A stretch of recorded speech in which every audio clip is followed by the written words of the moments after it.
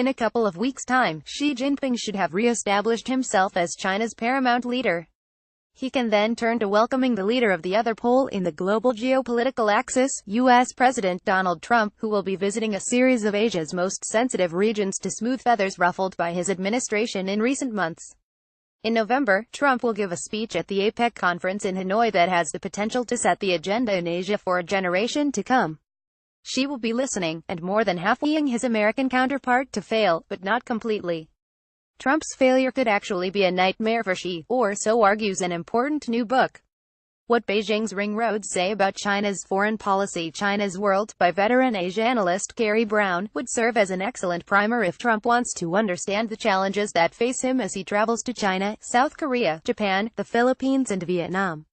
One of Brown's central points is that America's decisions in the region in the very near future will determine the actions of a China that is still hesitant about how far and how fast to increase its influence and temper its actions. The opportunity to be a truly regional dominant power is within China's grasp, he argues, but the country is still poised between a new boldness and the traditional timidity that prevents it from having a genuinely global vision.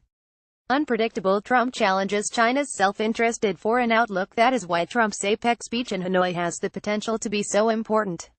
The president's visit could be a turning point for U.S. policy in the region, but by definition, that also means it's a turning point for Beijing as well. If the U.S. is serious about creating a regional alliance to deal with North Korea, reassure South Korea, work to shape the policy direction of Shinzo Abe's Japan, and deepen new alliances with former enemies such as Vietnam, then Trump needs to work hard and speak clearly. This latest farcical situation in the U.S., with the president appearing to be at war with Secretary of State Rex Tillerson, doesn't help. Nor does the rumor that the Trump's Hanoi speech may be written by Stephen Miller, one of the White House policy advisors closest to Steve Bannon, who has spoken of a future war with China. The policy crisis being engendered in the region is real and becoming more evident. On a recent visit to Singapore, I was struck by the way that foreign policy seems to be more split over how to manage the precarious balancing act between the U.S. and China that veteran leader Lee Kuan Yew navigated for decades.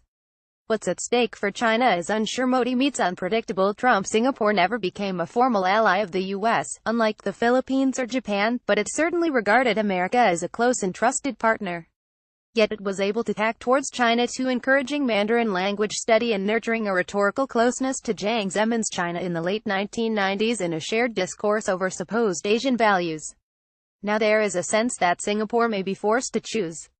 A Trump doctrine that is ambivalent about the region may strengthen the conviction that Singapore has to tack more strongly towards the one power that, through reasons of geography, will not be leaving the Asia-Pacific region under any circumstances.